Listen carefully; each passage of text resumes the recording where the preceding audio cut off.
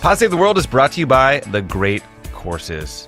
For many of us, there were subjects we would love to have studied in school, but we didn't have the chance because all of the classes were before 11 a.m. That's true for me. That's why we recommend checking out The Great Courses Plus. It's a great way to explore new interests and be smarter than you were as a stupid 18-year-old. When I was in college, Tommy, I took an 8:30 a.m. statistics class, and I literally did the thing of not going the whole semester and then realizing I had a final and having, I made that dream real in my life. How'd it go?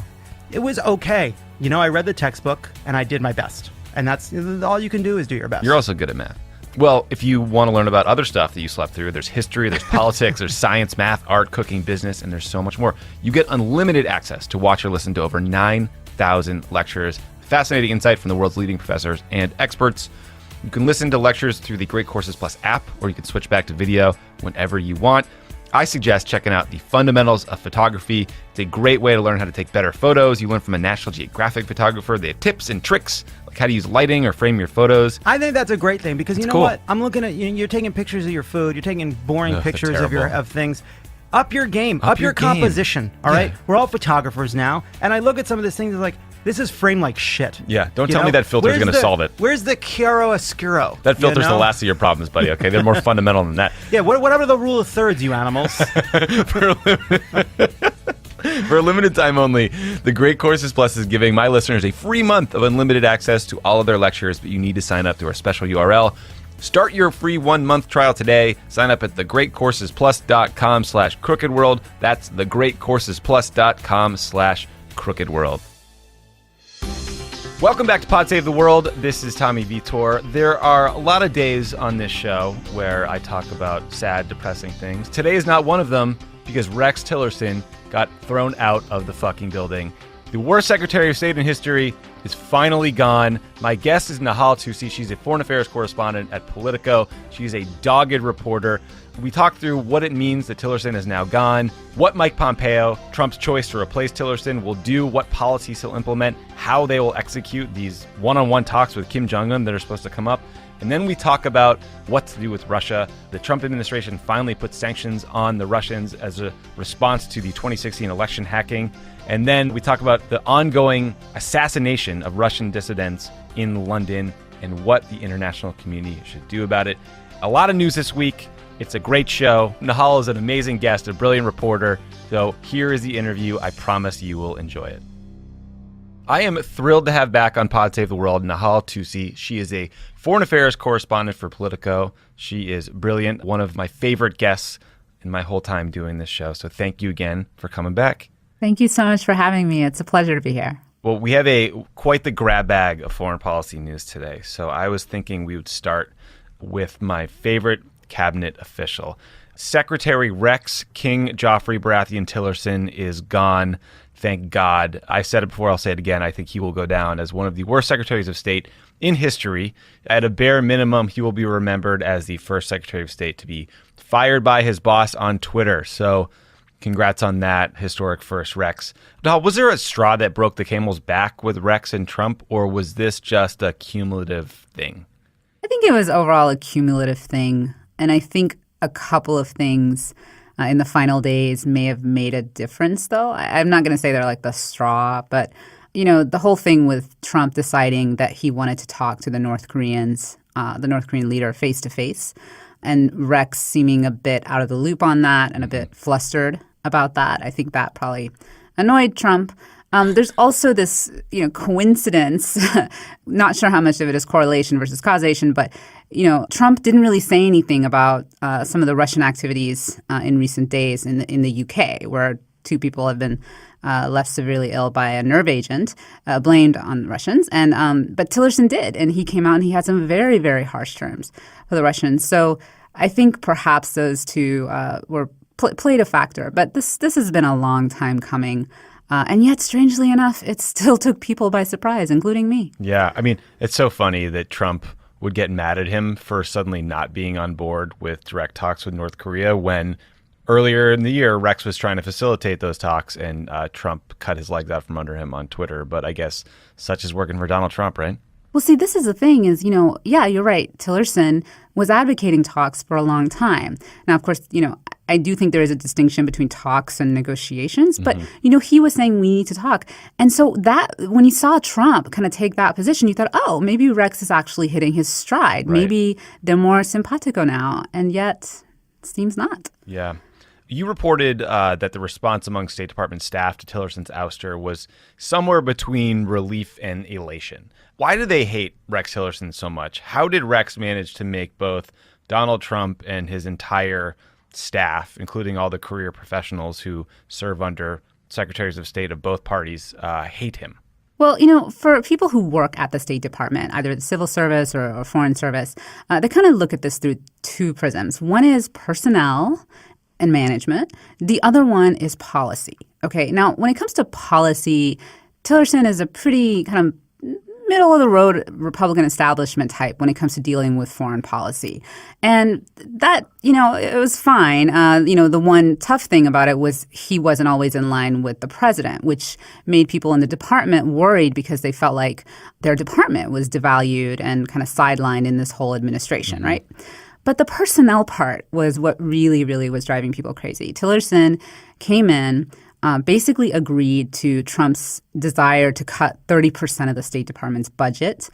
He froze hiring. He did not fill numerous leadership positions. He surrounded himself with a handful of people who were very suspicious of the career diplomats. And he basically isolated himself and did not really draw on the expertise in the building. So people felt ignored. They felt frustrated. They saw an inability. They couldn't get promoted. It was just all these sorts of things that they felt like he was not managing the building well. And so that's really kind of the main driver of their frustration. Did they just sort of cleaned house of all those folks, chief of staff, deputy chief of staff, press people? Are they just gone now? Several of the ones that were widely disliked are gone or are going to go. The last day, you know, for Rex and these aides is March 31st, technically. They include his chief of staff, Margaret Peterlin, his deputy chief of staff, Christine Chacon, I believe that's how you pronounce her name, his undersecretary for public diplomacy, who was only on the job for like a couple of months, and frankly was actually very good in terms of dealing with reporters, but he also was pushed out. But there's one person who may survive all this because he has a good relationship with the White House and yet also is the same person spurs a lot of resentment at the State Department, and that's Brian Hook. Brian is the director of the policy planning staff, and you know, he has strong ties throughout the administration beyond the State Department.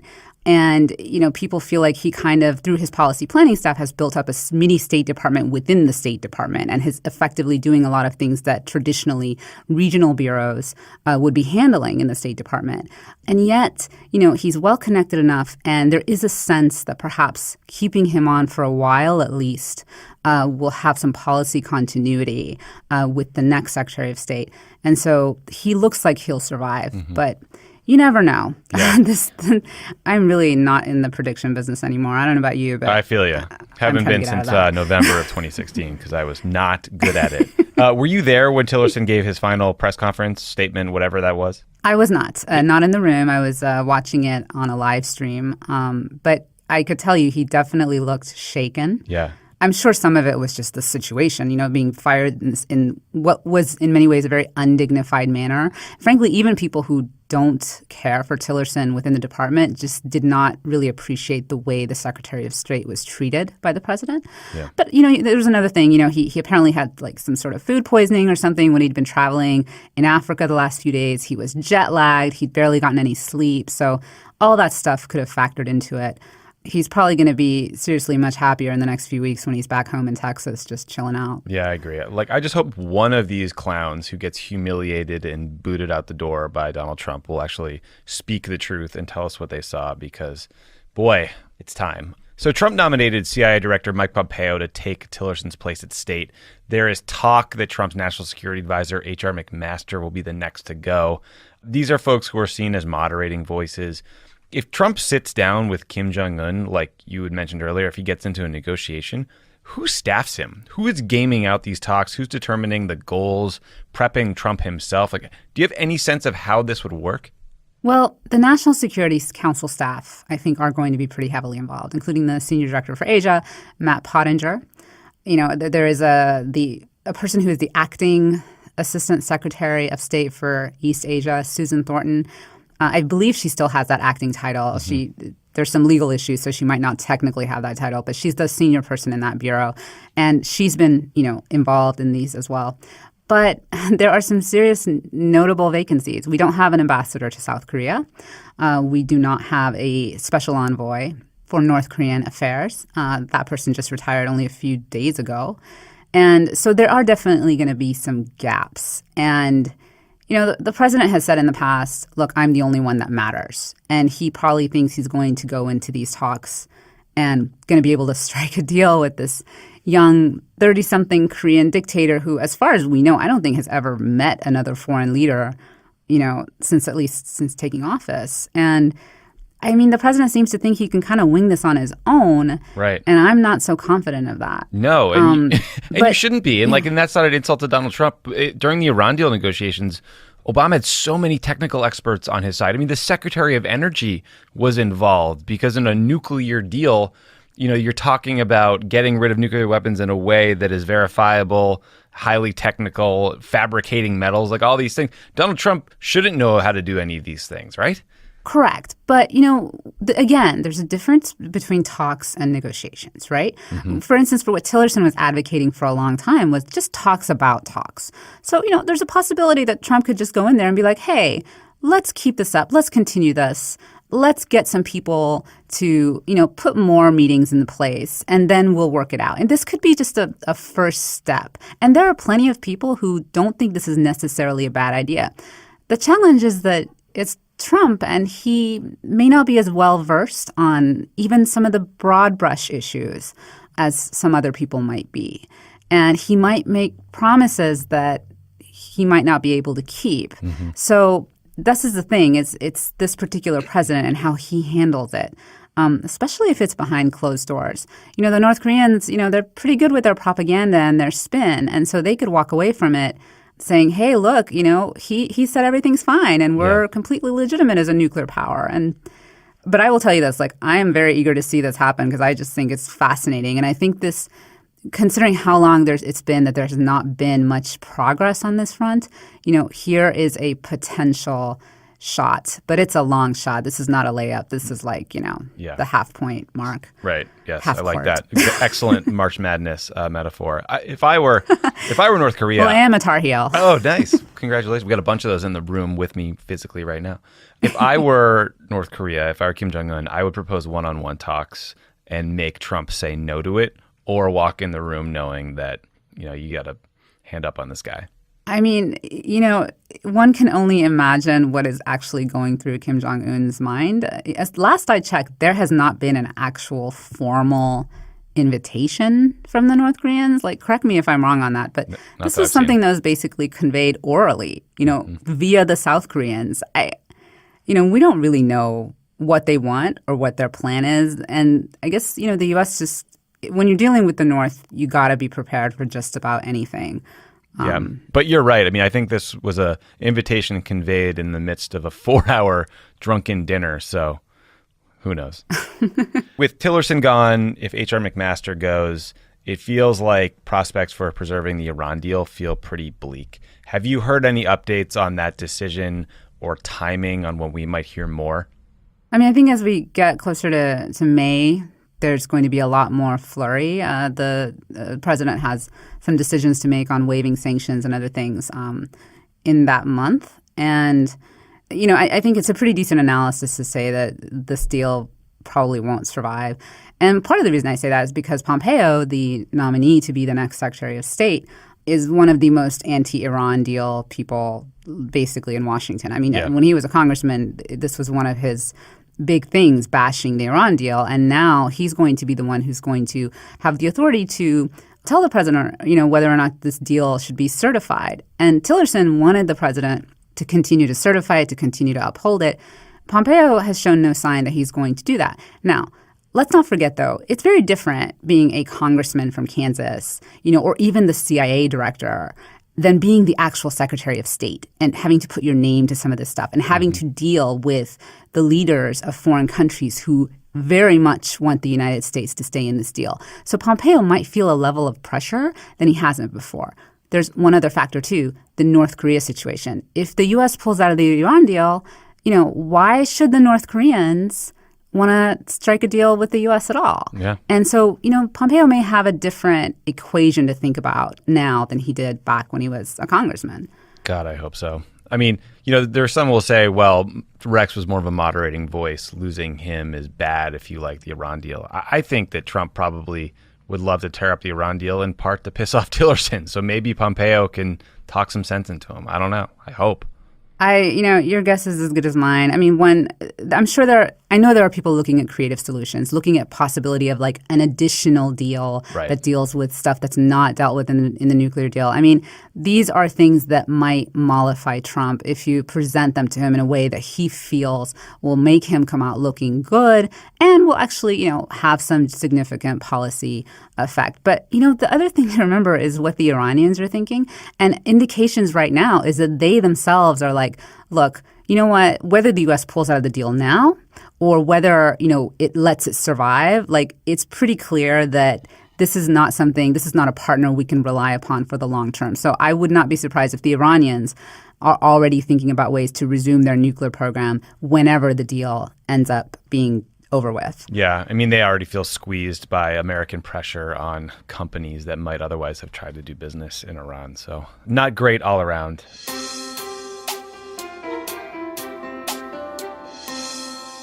Pod Save the World is brought to you by Tommy John. Oh, it is? Here we go. Hey, Tommy, will you talk a little bit about what never rides up or rides down? Sure. Well, let me start by saying that spring is in the air. Oh. There's ball games, there's barbecue, there's basketball, and there's spring cleaning.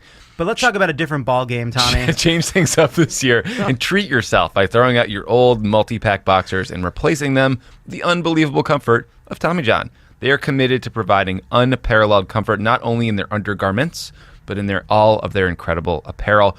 Tommy John is a revolutionary clothing company for the modern man, and they make the greatest underwear on the planet. Intuitive designs combined with smart fabrics to eliminate bunching, squishing, and riding up all together. In other words, they are wedgie-proof. They've also completely reimagined T-shirts, and they're silky soft second skin tees. That's very hard to say.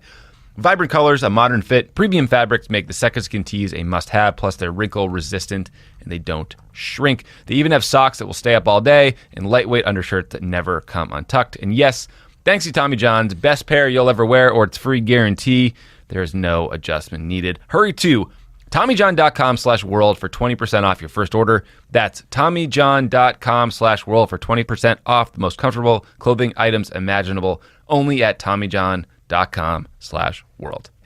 Pod Save the World is brought to you by Indochino. Indochino? Why, they make made-to-measure suits that fit you better than anything off the rack ever could. That's right. Talk about your personal experience with Indochino. Well, we all wore them to John's wedding. Mm-hmm. As old listeners will know, as new listeners may not have heard, because it's nearly a year since they got married. Oh, shit. Time is moving, buddy. Time is moving. I got to get a gift. I had 1 year, according to Emily Post and Emily Black Favreau. Emily texted me and Hannah and John the other day and said, we don't have to write them a thank you note if they don't have to write us one. So that's cool. It's a sweet deal.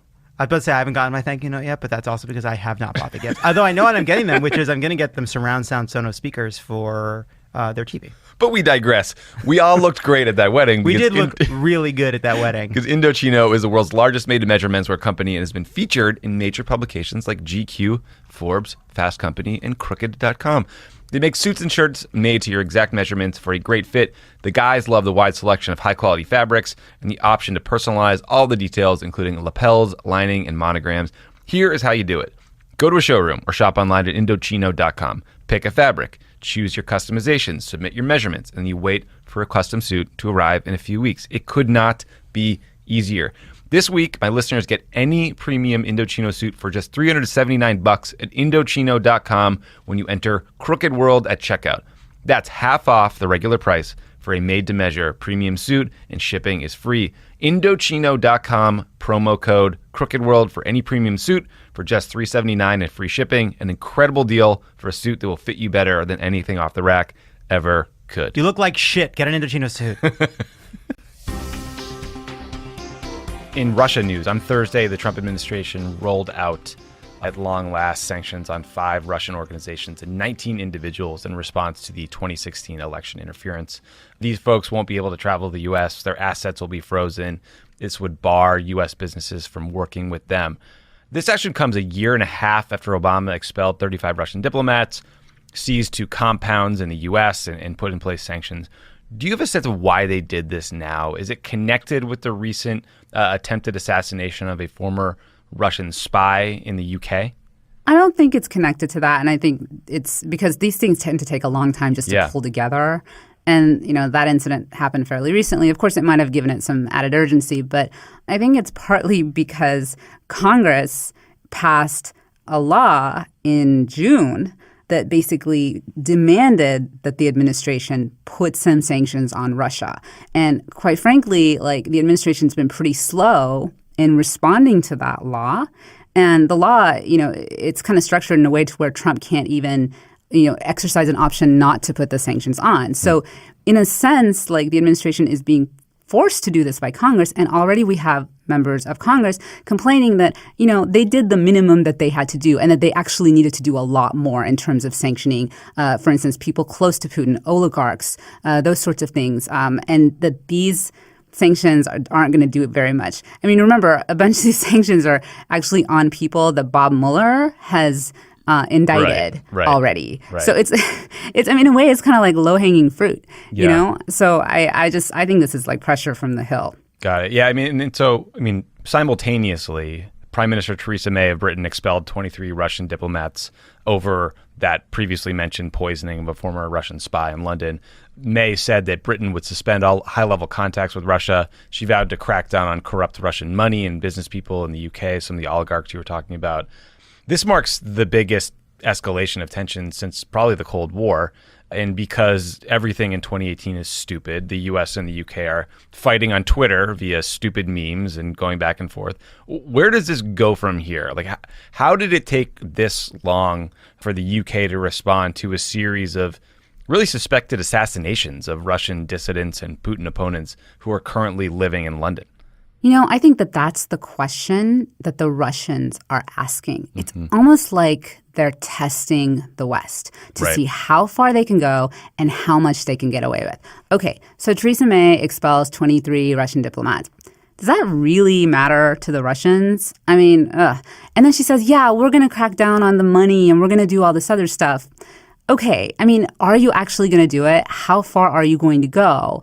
And, at what point, how far will you go to where, you might even look at, some sort of military action? Now, that's far out there, but, you can argue that this isn't an attack, on a NATO member.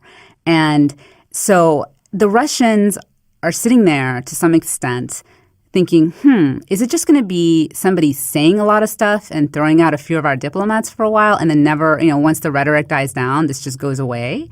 Or are they actually going to really crack down? Right. And they've been testing the West for a while. This goes back to the war in Georgia.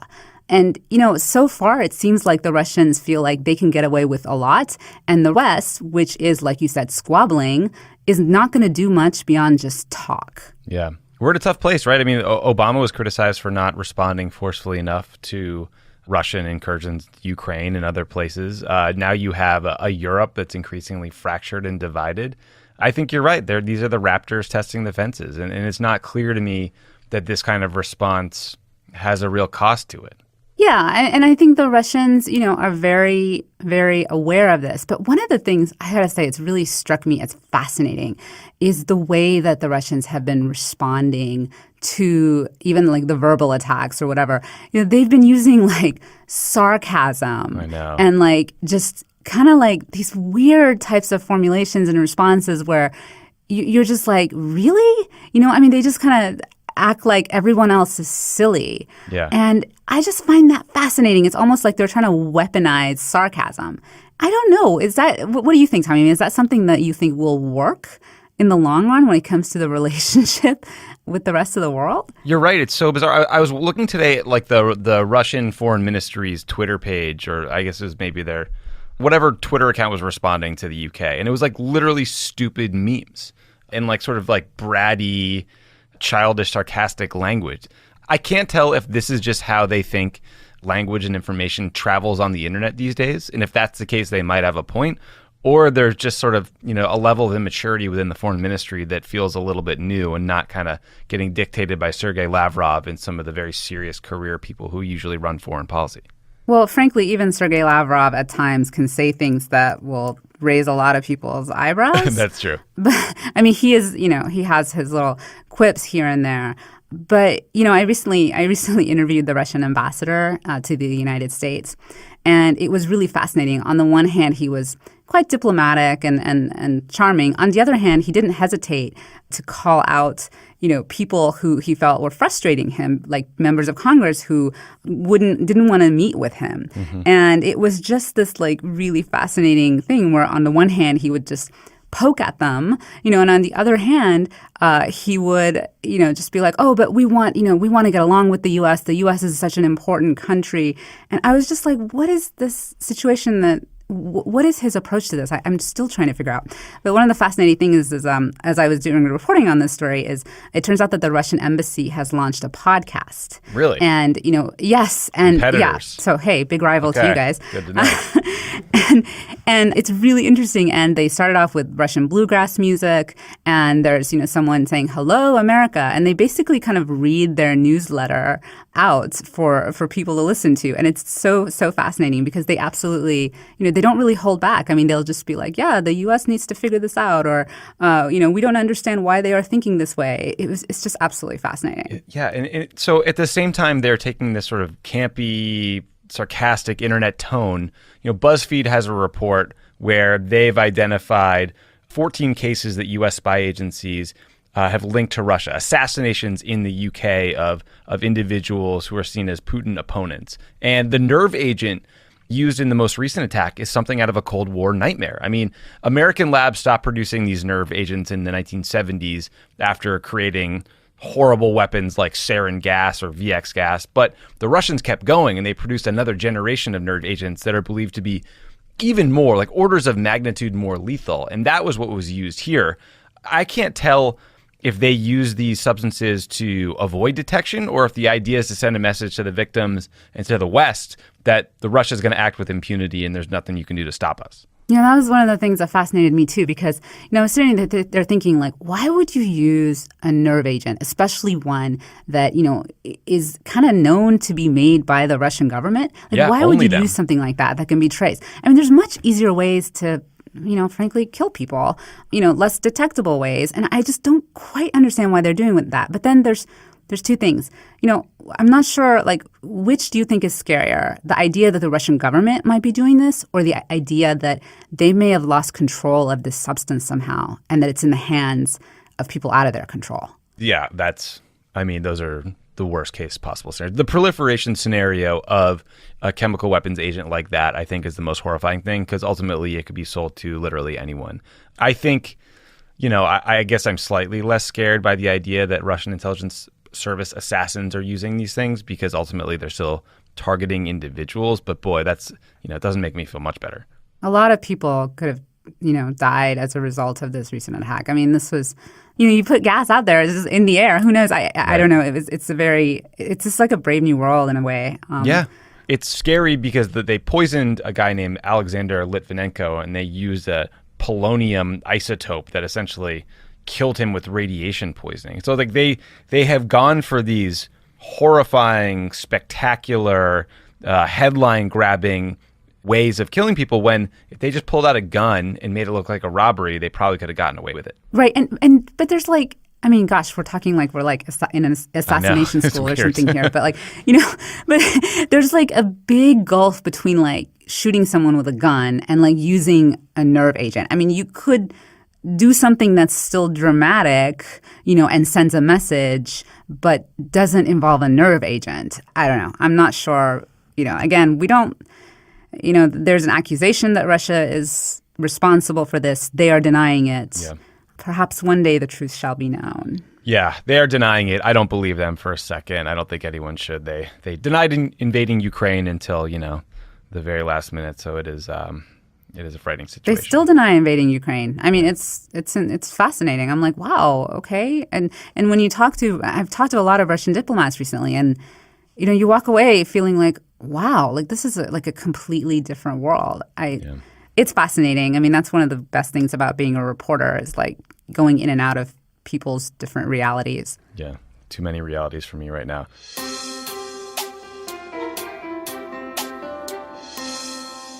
Pot Day of the World is brought to you by Upside. Upside. Let me riddle you this. Riddle? How great. Okay. Okay, Edward Enigma.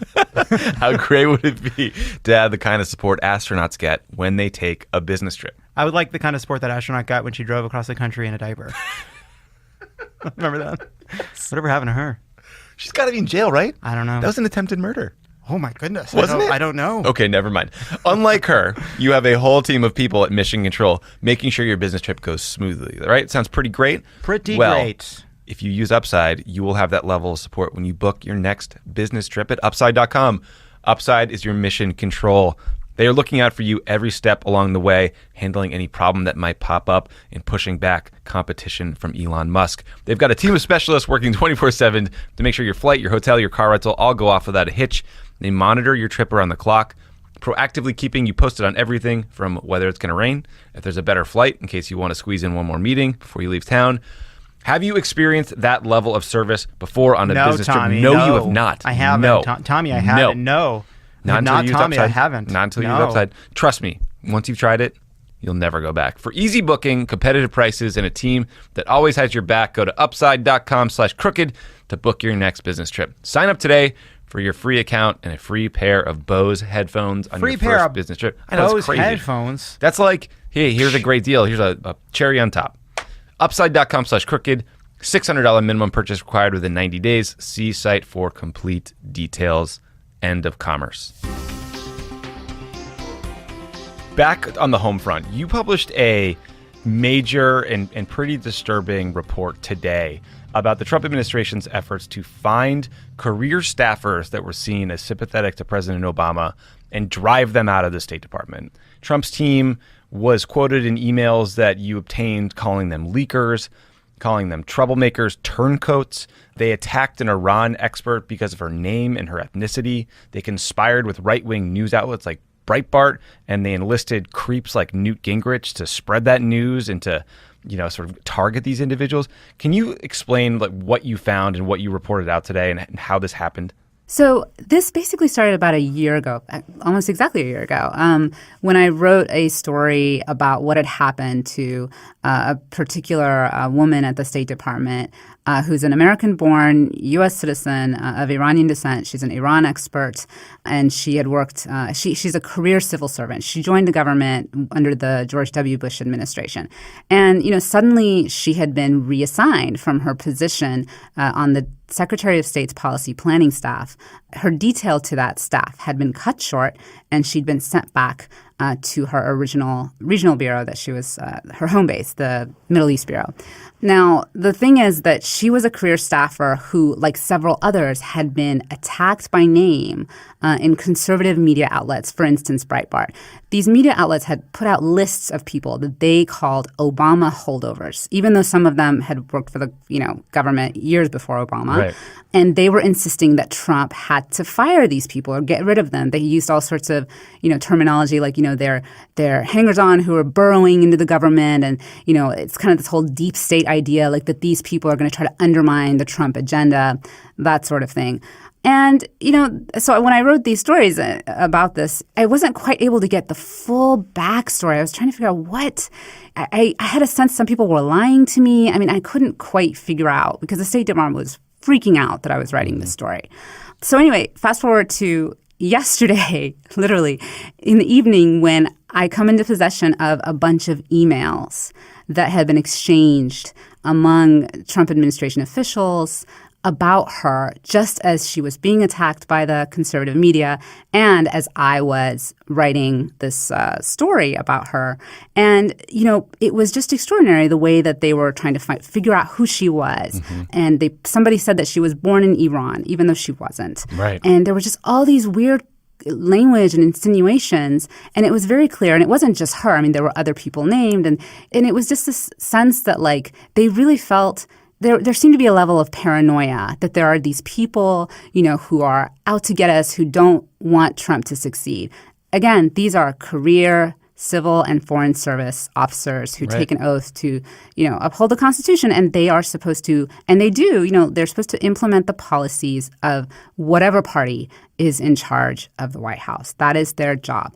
And so it felt like kind of like a witch hunt situation. And, these emails, like, it was really extraordinary. And one of the things that was really upsetting to me was, they showed that there were efforts to lie to me and say that she had completed her detail on the policy planning staff and that she was just naturally finishing up her role there and going to a different position. When that was not true, it was being cut short.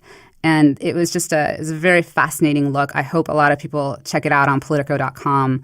But it was a really interesting insight into what they were thinking and how much the role of like conservatives outside the Trump administration, how much of a role they played in, getting these stories and bringing these people to the attention of people within the administration. Yeah, it's very worth the read. I mean, I was struck by how paranoid they are, how brazen the lying is, how it seemed like any efforts to correct the record with this one particular Iran bureau staffer you talk about informed them repeatedly that she had started working at the State Department in 2005 and was actually a Bush administration holdover before she was an Obama administration holdover. None of it mattered. Yeah. It was really something. And I got to tell you, as a reporter, like nothing makes me more angry than being lied to. Like as a human, I'm very, very I'm tired of the lying. I get very frustrated by lying, and this really personally offended me. On the other hand, they did describe me within the emails as she's not one to back down. Yeah, I like that. That's very good. So I was like, hey, you know what? I'll take that as a compliment.